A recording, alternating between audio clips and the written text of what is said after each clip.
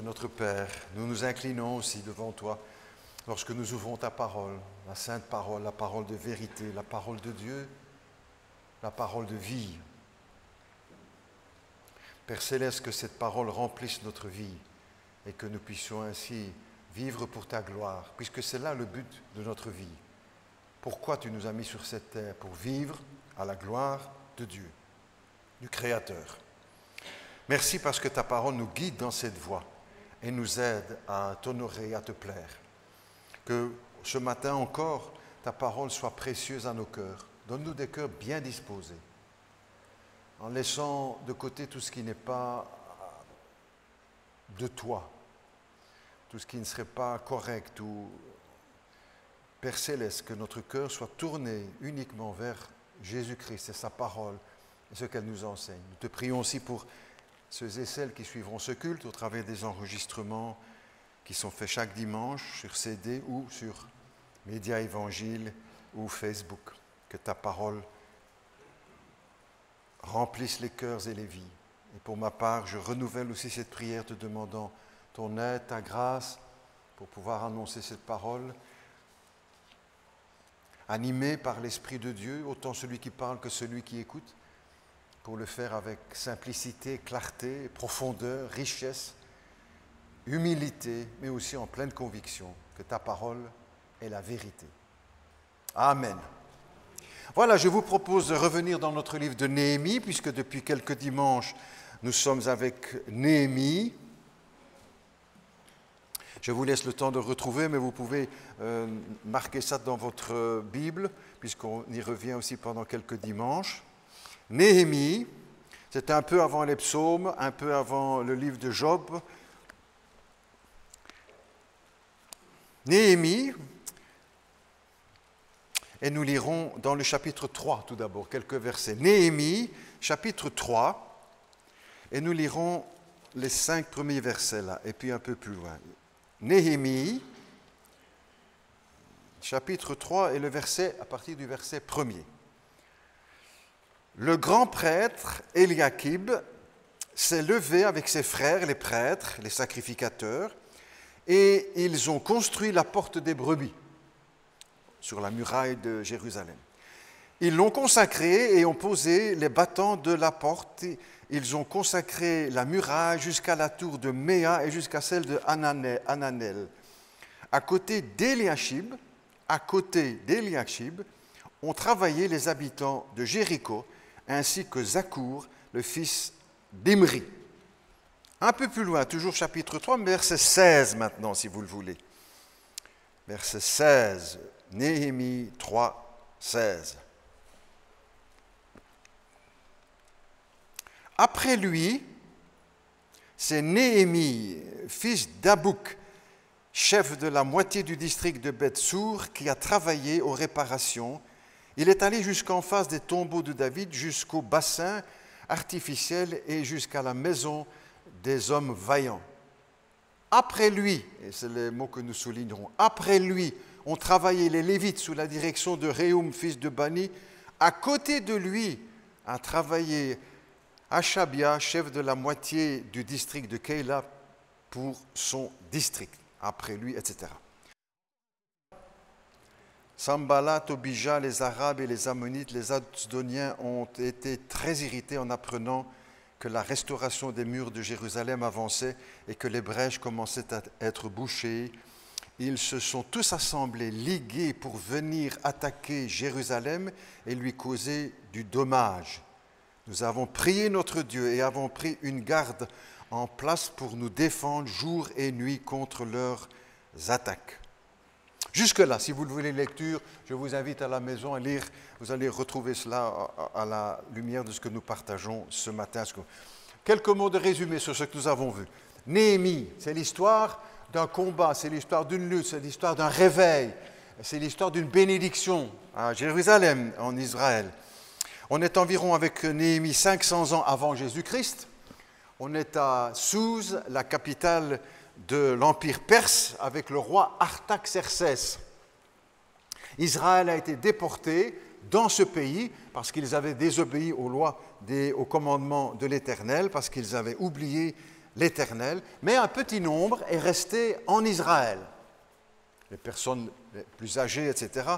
Et toutes les forces vives sont parties, ont été déportées à l'Empire perse, à la capitale Souse. Néhémie était au service du roi. Les chansons, c'est lui qui doit goûter les vins pour éviter que le roi ne soit empoisonné. Il a appris de mauvaises nouvelles qui sont venues de la part de son frère, de mauvaises nouvelles au sujet d'Israël, de Jérusalem. La situation est désastreuse, les murailles sont en ruine, les portes sont en cendres. Néhémie ose demander au roi, Artaxerxès, le droit de retourner dans son pays pour reconstruire et organiser le travail. Le Seigneur lui accorde sa grâce et un laissez-passer, un bon royal, on pourrait dire comme cela, pour se rendre dans son pays. Plus une garde rapprochée, beaucoup de choses intéressantes qu'il reçoit. Et le délai illimité. Il a du temps pour mettre tout ça en place et pour reconstruire les murailles de son pays. Jusque-là, tout s'est bien passé. Très bien passé. Pour 4 raisons que je relève dans le texte, on a peut-être vu. Tout d'abord parce qu'ils ont pris la chose à cœur. Les choses vont beaucoup mieux quand on les prend à cœur. Dans tous les domaines. Prendre à cœur son travail, sa famille, prendre à cœur l'Église, prendre à cœur son témoignage, prendre à cœur les choses. Premièrement. Deuxièmement, ils ont prié. Pas seulement prendre les choses à cœur, il faut aussi demander la main du Seigneur. Ils ont prié. Troisièmement, ils se sont mis au travail. La prière s'accompagne de l'action. Sinon, elle est inutile. Ce n'est pas Dieu qui va descendre du ciel pour faire notre travail à sa place. Nous lui demandons sa grâce, mais il faut se mettre aussi au travail, il faut se relever les manches. Et puis une quatrième raison pour laquelle les choses se passent bien, il le dit lui-même, Néhémie, la bonne main de mon Dieu était sur moi. Nous avons appliqué tout cela aussi tiré des enseignements pour l'Église, bien sûr, pour le chrétien, parce que ce n'est pas seulement ce qui s'est passé là il y a 2500 ans que les choses sont intéressantes pour nous aujourd'hui. Et puis il est arrivé donc à Jérusalem, 3 jours à peu près de voyage, dans la poussière, etc. Ce n'était pas comme aujourd'hui. Et il va s'arrêter donc à Jérusalem 3 jours pour se reposer, prendre une douche. Et de nuit, il va aller prendre connaissance des lieux. Il va en quelque sorte faire l'inspection, un état des lieux sur les murailles. Et le travail qui est devant lui. Et il confirme dans son inspection la situation est désastreuse. Ensuite, Néhémie convoque le conseil communal, les échevins, le bourgmestre, les conseillers communaux, etc., pour les mettre en place, les prêtres, les nobles, comme il est dit, les magistrats, et il leur fait rapport de la situation. Ils connaissent bien sûr. Et il va inviter à les mettre au travail. Levons-nous et bâtissons. La phrase est connue, je crois, dans le monde entier, pour des millions de chrétiens. Levons-nous et bâtissons. Il n'a pas dit comme les dictateurs, armons-nous et partez. On y va et il y va avec les autres. C'est comme ça qu'on travaille dans l'Église. Pas seulement en encourageant les autres, mais en y allant soi-même. Fortifions-nous et bâtissons. C'est ce qu'il en propose à ses collègues. Nous, chrétiens, en transposant cet enseignement, ce ne sont pas des murailles que nous avons à construire. C'est l'Église. Jésus a dit « Je bâtirai mon Église ».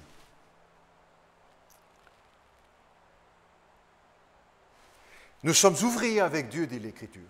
Ouvriers pourquoi? Pour construire, pour mettre en place des églises locales. Et c'est ce que Jésus a dit en quittant ses disciples. « Allez, faites des nations ». Baptisez-les au nom du Père, du Fils, du Saint-Esprit et enseignez-leur tout ce que je vous ai prescrit. Néhémie avait donc une mission précise, comme nous aujourd'hui, chacun d'entre nous. Nous sommes ouvriers. Une fois qu'on devient chrétien, on entre dans l'entreprise divine de Dieu pour construire l'Église. Nous devenons les ouvriers du Seigneur. Il avait une mission précise, Néhémie, comme nous, un travail spécial, un ministère particulier, pour chacun de nous aussi. On n'est pas chrétien seulement pour croire en Jésus-Christ. Très bien, parfait. Mais aussi pour servir le Christ, pour nous mettre à son service, pour agir, pour travailler, pour œuvrer, pour prendre une place et un ministère dans l'Église. Et chacun de nous, nous devons nous poser la question, est-ce que je suis actif dans mon Église? Chacun répond pour soi, hein. On ne fait pas une enquête ici, mais chacun doit répondre pour soi. Est-ce que je suis actif dans mon Église? Est-ce que je fais quelque chose? Chacun est invité à le faire. Ce n'est pas un comité d'experts qui travaille, qui fait tout dans l'Église. Chacun de nous est engagé dans une mission pour le Seigneur. Et pour le savoir, on peut juste poser par exemple quelques questions. Si je me retire, est-ce que ça va changer quelque chose dans l'Église? Est-ce qu'on va voir la différence? Est-ce qu'on dira, ah tiens, un tel n'est pas là, ah, une telle n'est pas là? On sent qu'il manque quelqu'un.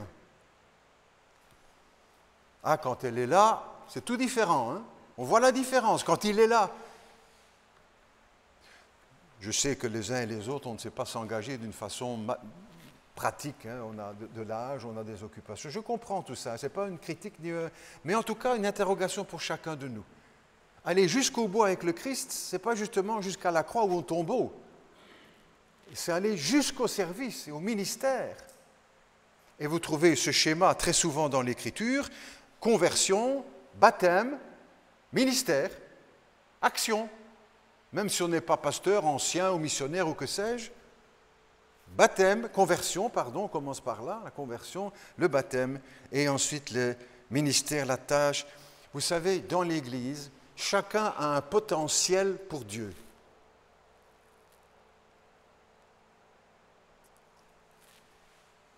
Et dans l'Église, il y a un potentiel énorme. Et l'une des parts de responsabilité des anciens, du pasteur, etc., c'est de pouvoir déceler ceux et celles qui sont prêts à dire, voilà, moi je sais que j'ai ce potentiel et je peux le mettre au service du Seigneur.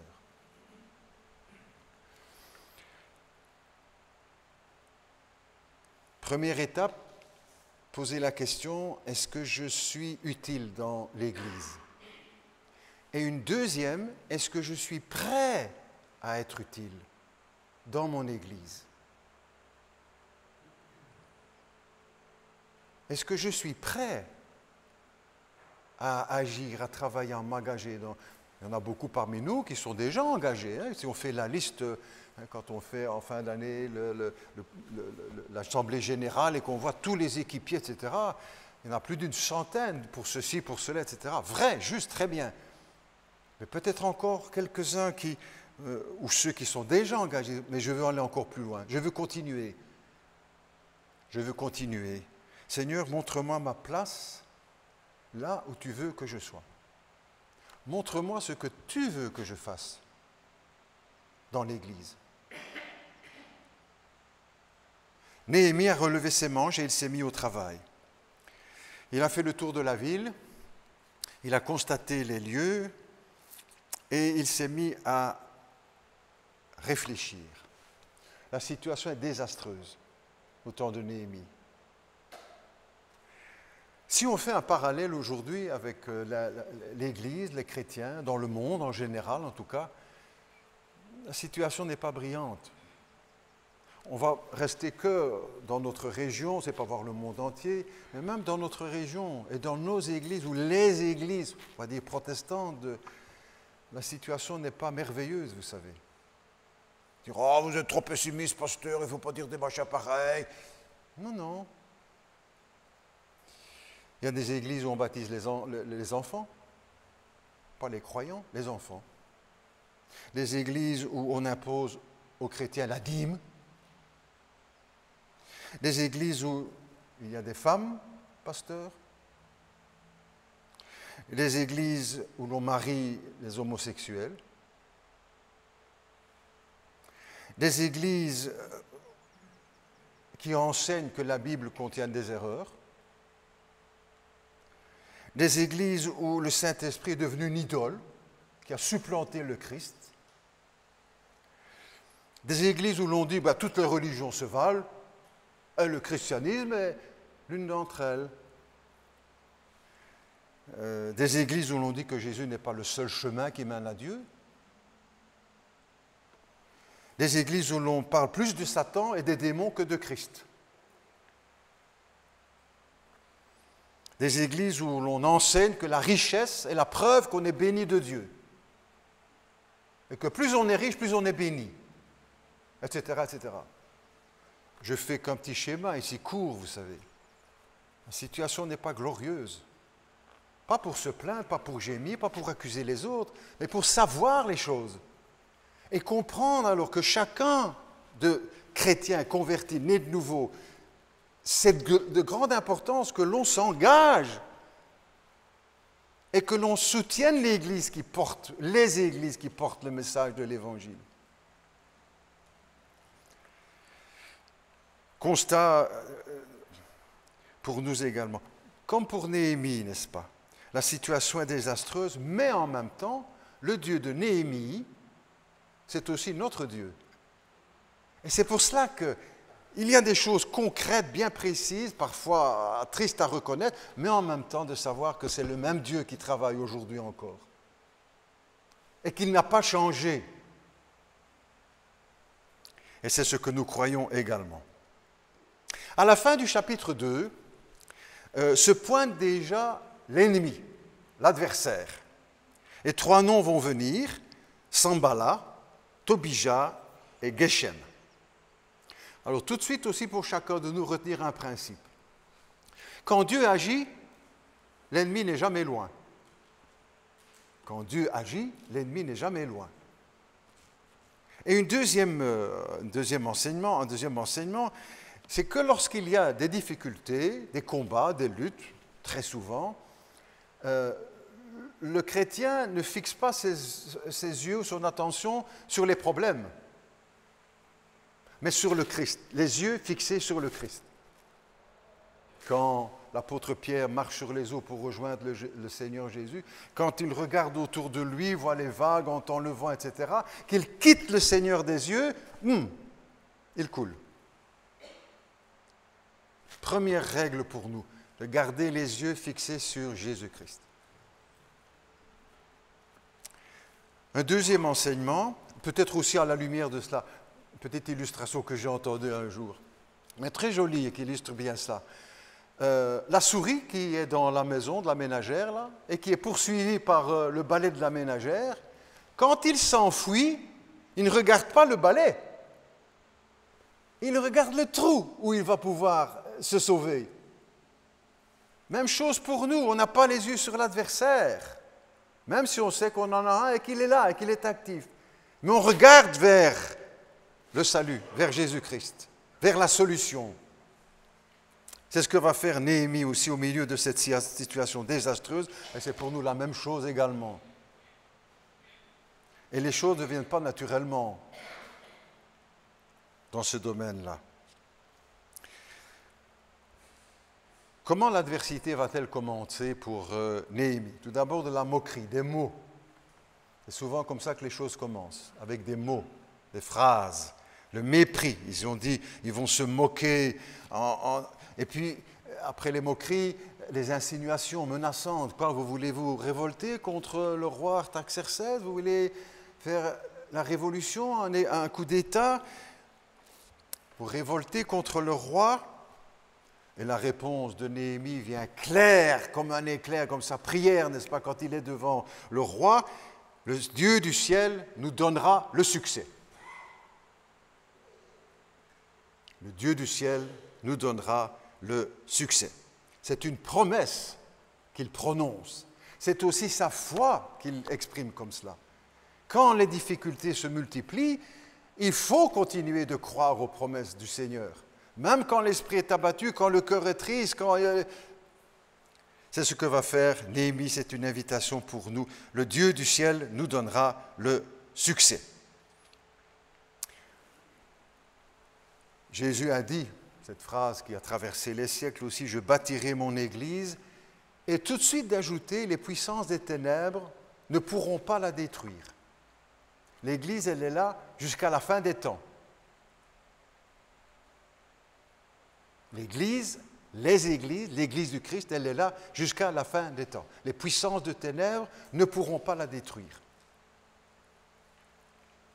Pendant 2000 ans, n'est-ce pas, les puissances des ténèbres se sont déchaînées contre l'Église. Quand on étudie l'histoire de l'Église, des églises, depuis le christianisme, depuis les premiers temps, toute l'histoire du christianisme, c'est une histoire de persécution. Dès le départ, quand les choses commencent, l'Empire romain est là, 300, 400 ans de persécution. On connaît les horreurs qui sont rapportées dans les livres d'histoire, la pratique de Néron et ses persécutions. Mais il n'est pas le seul. Beaucoup d'autres empereurs qui ont moins marqué l'histoire, je vais dire, ont été des persécuteurs de l'Église.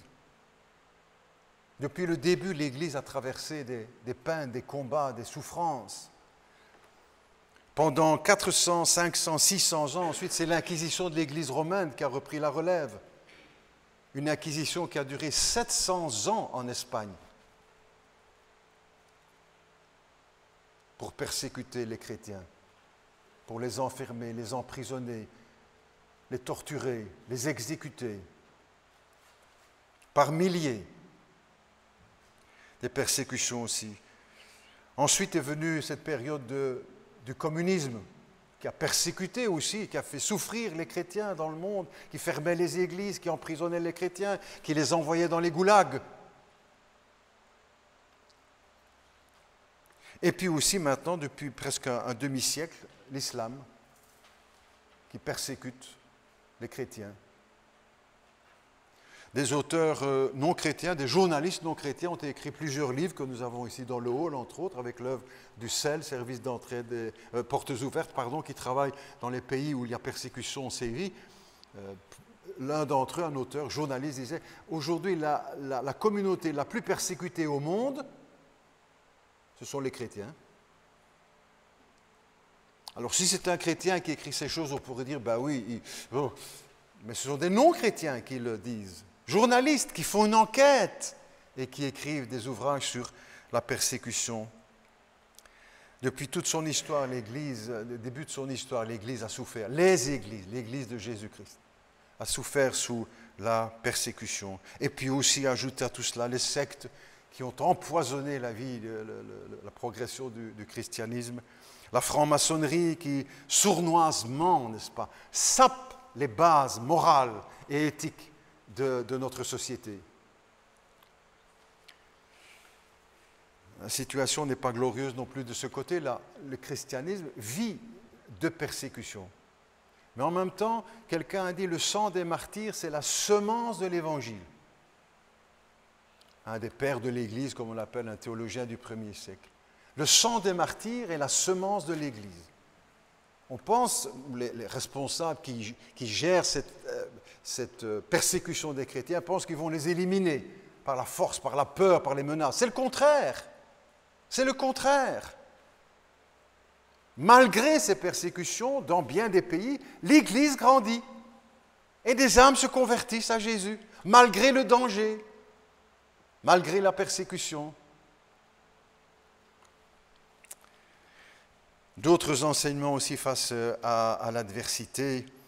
Néhémie va organiser le travail. On n'arrête pas de travailler parce que quand les choses sont difficiles, l'Église continue d'avancer.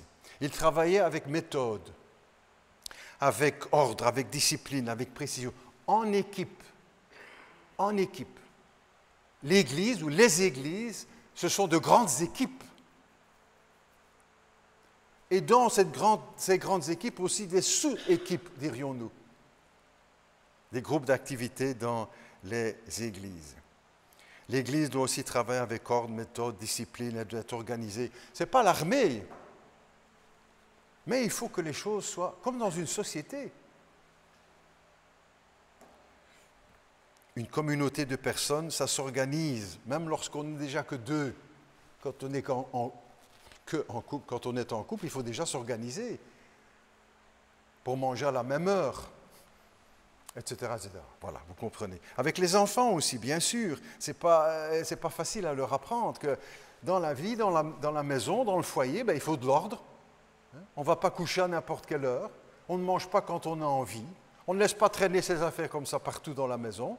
On ne regarde pas la télévision jusque toutes les heures. Il faut de l'ordre, bien sûr. Il faut aider pour les tâches ménagères. Il faut laver la voiture parce que tout le monde en profite. Et souvent, il n'y a que papa qui la lave ou maman.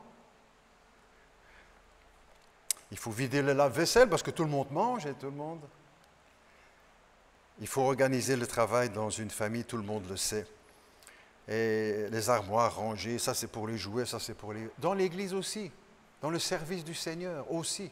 Il faut que les choses soient organisées parce que la Bible nous dit que Dieu n'est pas un Dieu de désordre, mais un Dieu de paix. Et là où il y a la paix, il y a de l'ordre.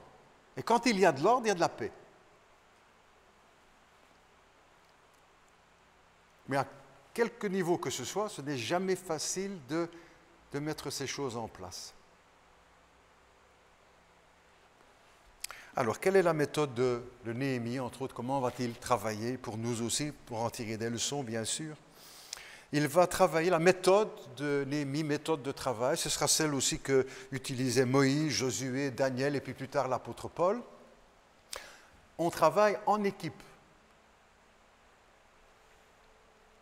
Jamais seul. Et c'est ça que j'ai lu avec vous les textes, je vais le souligner un peu plus loin, certaines expressions qui rappellent qu'on travaille ensemble. Il n'y a pas de Robinson Crusoe de l'Évangile. On est en équipe et on travaille en équipe. Et le danger aussi d'être seul pour travailler, pour œuvrer. C'est l'Ecclésiaste qui dit quand un homme seul travaille et qu'il tombe, bon, déjà quand ils sont deux, l'un peut relever l'autre. En équipe. L'apôtre Paul aussi lui-même va travailler en équipe. Il aura toujours avec lui des équipiers. Parfois plus, parfois moins, mais en tout cas des équipiers. Jamais seul. Et même à certains moments, il dit quand il est seul, il attend que les autres le rejoignent, comme à Athènes. En attendant que ses collègues le rejoignent, il attend. Il fait une inspection dans la ville, remplie d'idoles, etc. On travaille en équipe dans toutes les églises. Et on a le nom de certains équipiers de l'apôtre Paul, Timothée, Tite, Épaphras, Silas, Priscille, Aquila, Luc, Marc, Barnabas. Dans le projet de Néhémie aussi, il y avait des équipiers. 42. 42 équipiers. Les murailles mesuraient 4 km de périmètre. Et il fallait réparer tout cela. Le quatrième rendez-vous avec Néhémie nous attire l'attention sur ceci. On a déjà vu ensemble que le premier principe, chacun brosse devant sa porte. Grand principe biblique, n'est-ce pas? Surtout dans les églises. Surtout dans les églises. Chacun brosse devant sa porte. On n'a pas besoin de s'occuper de ceux qui sont à gauche, à droite. Premier principe. On a noté aussi que, la parole est reprise aussi par l'apôtre Paul, quand il dit aux Thessaloniciens que chacun s'occupe de ses propres affaires. Que chacun s'occupe de ses propres affaires. Le grand problème dans beaucoup d'églises, c'est qu'une fois qu'on veut s'occuper des affaires des autres, principe biblique, ce n'est pas moi qui invente, chacun s'occupe de ses propres affaires, chacun brosse devant sa porte. Deuxième principe. Vous avez vu dans la lecture, j'ai surtout retenu quelques expressions. À côté de. À côté de. Le mot revient une vingtaine de fois dans le chapitre 3. À côté de. Celui-là travaillait un tel. À côté de celui-là. À côté d'eux, à côté d'eux. Dans l'Église, on est à côté les uns des autres.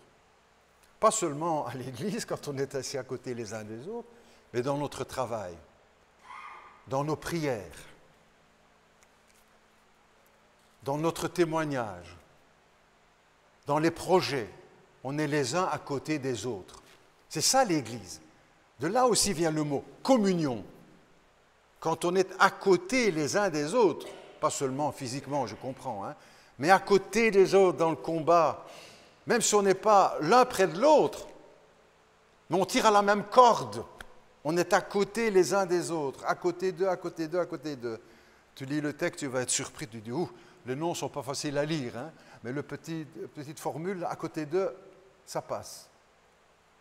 À côté d'eux. On est toujours à côté de quelqu'un dans l'Église.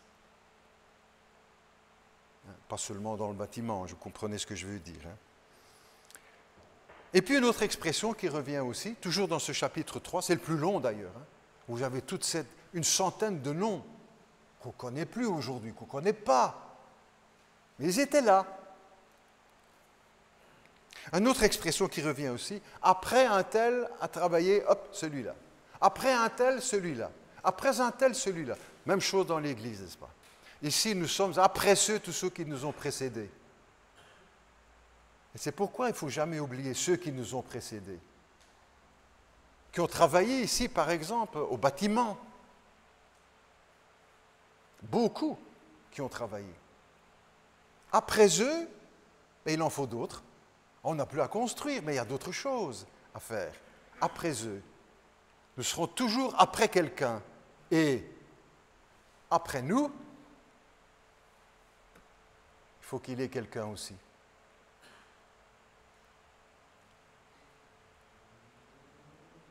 On y pense aussi pour le pasteur. Et il faut en faire un sujet de prière. Et après lui, comment on va faire? Qui est-ce qui va choisir? Comment? On prie pour ça et on avance. Mais ça vient un jour. Pour chacun de nous aussi. Après un tel, un autre va suivre. Le chapitre 4, quelques mots encore, explose en quelque sorte les propos antisémites d'une extrême violence. J'ai d'ailleurs retenu comme titre, parce qu'il y a plusieurs sujets dans la prédication de ce matin, j'ai quand même retenu comme titre « La bête hideuse de l'antisémitisme ». Vous avez vu on en parle à gauche, à droite, que l'antisémitisme, contre les Juifs, contre le peuple, contre l'Israël, etc., grandit de plus en plus. Et beaucoup d'Européens quittent l'Europe pour se rendre en Israël parce que dans leur pays, ils ne se sentent plus en sécurité, parce qu'ils sont juifs et rentrent en Israël. L'antisémitisme, ce n'est pas une invention, c'est une réalité concrète. On pourrait donner des noms et des exemples terribles de ce qui a été vécu. Et c'est ce que nous avons aussi dans le texte ici. Contre les Juifs qui veulent reconstruire, ils se liguèrent tous ensemble pour venir attaquer Jérusalem. Néhémie clame, nos ennemis disaient, ils ne sauront rien, ils ne verront rien, jusqu'à ce que nous arrivions au milieu d'eux et nous les tuerons. Dans le texte, le projet. Si nous pensons bien avec attention au texte biblique, nous découvrons exactement la même méthode qui a été mise au point par les nazis pendant la guerre 40-45. Jusqu'au dernier moment, il ne fallait rien dire, il ne fallait rien montrer, il fallait tout cacher, avancer discrètement jusqu'au moment où on les exécutait. Pour qu'il n'y ait pas de mouvement de foule, de révolte, de ci, de là. Calmement. C'était un plan d'extermination. C'est la même méthode, n'est-ce pas? Ils ne sauront rien, ils ne verront rien, et nous surgirons pour les tuer. Ainsi, aujourd'hui encore, il y a quelques années, des millions de ces Juifs ont été exécutés. Sont arrivés dans les camps, dans les fours crématoires, sans réaliser le danger, sans réaliser qu'on les conduisait à la mort, sans réaliser qu'on voulait les exterminer, parce qu'il fallait tout se passe calmement jusqu'au moment où ils sont dans les fours crématoires. Je garde en mémoire depuis des années, puisque j'ai vu le film il y a des années, vous également certainement, le film de Steven Spielberg, La liste de Schindler, qui rapporte ces événements. Et parmi les dizaines de scènes de ce film, à un certain moment, les caméras se filment sur deux petites filles, deux petites juives, qui sont à l'entrée des douches. Et des petites filles de 10-12 ans par là, et l'aînée rassure sa jeune sœur et l'aide à enlever ses vêtements avant d'entrer dans les douches, où l'eau allait tomber sur eux, sur des pastilles de poison, de cyclones, des produits chimiques qui dégagent un gaz pour les exterminer.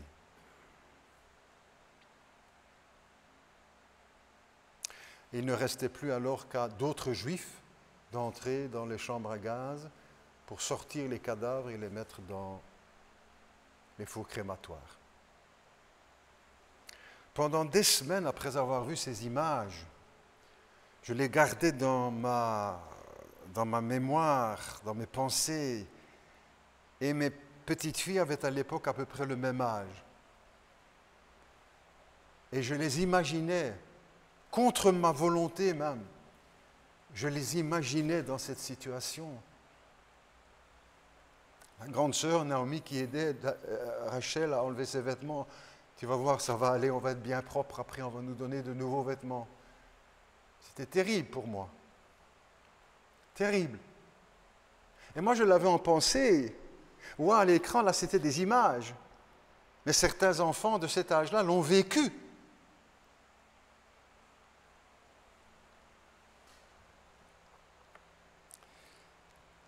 Je ne pouvais pas chasser ça pendant bien des semaines. Et pourtant, ces choses se sont passées pour 1,5 million d'enfants. 1,5 million d'enfants. Comme Néhémie l'écrit, nos ennemis disaient, ils ne sauront rien, ils ne verront rien avant que nous arrivions pour les tuer. Vous savez, l'antisémitisme n'est pas quelque chose de nouveau.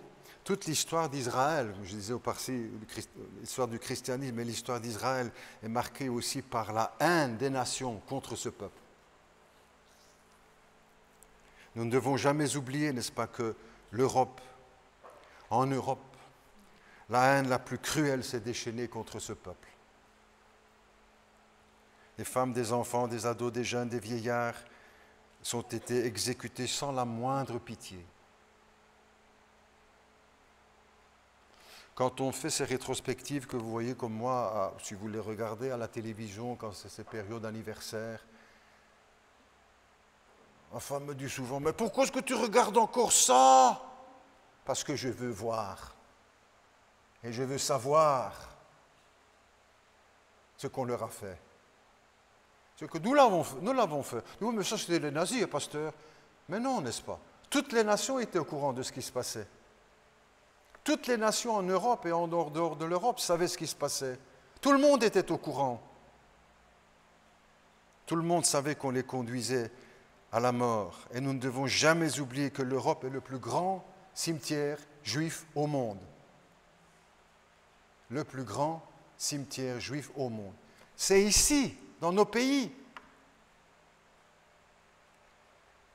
Et ce qui s'est passé avec Néhémie s'est reproduit à une échelle bien plus grande dans nos pays.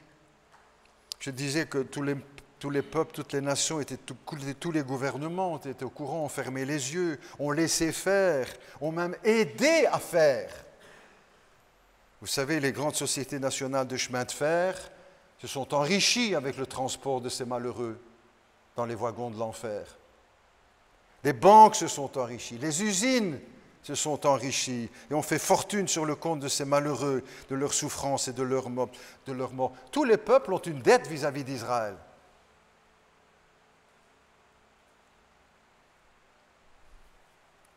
Comment va-t-on rembourser la mort ou dédommager la mort d'un enfant? De millions d'enfants. Tout cela venait des nations dites chrétiennes, la belle Europe chrétienne. Et c'est pour cette raison aussi que beaucoup de Juifs restent fermés à l'Évangile, parce que pour eux, le christianisme, c'est ça. Le christianisme, c'est ça. Et nous, chrétiens, protestants, évangéliques, rachetés par le sang de Jésus-Christ, nous devons avoir à cœur d'expliquer que ce n'est pas ça le véritable christianisme. Et c'est cela que nous essayons de faire comprendre dans nos relations ici, dans la région avec la communauté juive.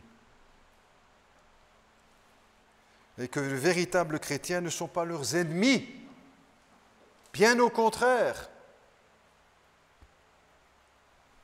À l'époque de Néhémie, les ennemis s'appellent Sambala, Tobija, Geshem, il y a 3 noms qui reviennent. Aujourd'hui, il y a d'autres noms qui sont à l'avant de la scène, au pupitre de l'ONU. Ahmadinejad, Ayatollah Khamenei, Ismaël Haniyeh, Mahmoud Abbas, Hafez el-Assad, OLP, Hamas, Hezbollah, l'humoriste provocateur Dieudonné, et beaucoup d'autres qui portent le même message. On n'en a pas tué assez, il faut encore en tuer. Il faut tuer du juif. Et la prière de Néhémie, je termine avec ça. La prière de Néhémie reste d'actualité, d'une actualité criante pour cette situation en tout cas, pas seulement celle-là. Néhémie qui va dire courtement, écoute ô Dieu, comme nous sommes méprisés. Écoute comme nous sommes méprisés. Et peut-être aussi cette même prière pour les chrétiens dans le monde ou dans notre pays, où on sent le christianisme qui est vraiment attaqué. Dans le dernier Résurrection, première page, signale attention à la christianophobie, danger. Que Dieu nous aide à rester ferme et garder les yeux ouverts devant la réalité, dans l'Église, dans le monde, et que nous puissions tenir notre place dans l'Église. C'est comme ça que nous combattons. Et que Dieu peut donner la victoire. Gardons les yeux fixés sur le Seigneur Jésus-Christ. Et de la défaite que semblait être la croix de Golgotha, c'était en fait la victoire. Qui serait suivie, cette mort, de la résurrection de Jésus-Christ. Nous prions ensemble, si vous le voulez. Notre Dieu, notre Père, une fois encore, nous te remercions pour ta parole. Elle est précieuse à nos cœurs, elle est précieuse pour l'Église, elle est précieuse pour le monde, pour ceux en tout cas qui veulent y prendre attention. Père Céleste, nous voulons te prier pour chacun de nous, pour notre Église, que nous puissions travailler les uns à côté des autres, être actifs les uns à côté des autres, en sachant aussi que nous venons après les autres, après d'autres, qui eux-mêmes ont été précédés par d'autres pendant des années, et que nous-mêmes aussi, il y aura des après lui, après nous, après elle. Père Céleste, nous voulons déposer cela aussi devant toi pour que tu nous conduises et que nous puissions prendre notre place, que nous puissions aussi être sages dans ta grâce, chacun de nous, pour travailler devant notre porte. Nous brossons devant notre porte et en nous occupant de nos propres affaires, comme cela est redit aussi dans le Nouveau Testament. Merci Père Céleste, parce que nous pouvons aussi prendre à cœur le peuple d'Israël, sachant ce qu'il représente pour toi, quel est son rôle dans l'histoire du salut, dans l'histoire du monde, non pas parce qu'il est parfait et sans reproche, mais parce qu'il est au cœur du plan de notre Dieu. Père Céleste, que ta parole soit riche dans nos cœurs encore ce matin. Que chacun aussi nous puissions nous poser la question de savoir quelle place nous pouvons prendre dans l'Église. Connaître les dons que tu nous as accordés aux uns aux autres et pour les mettre au service de Jésus-Christ et de son Église. Nous t'en prions en son nom, Père Céleste. Amen.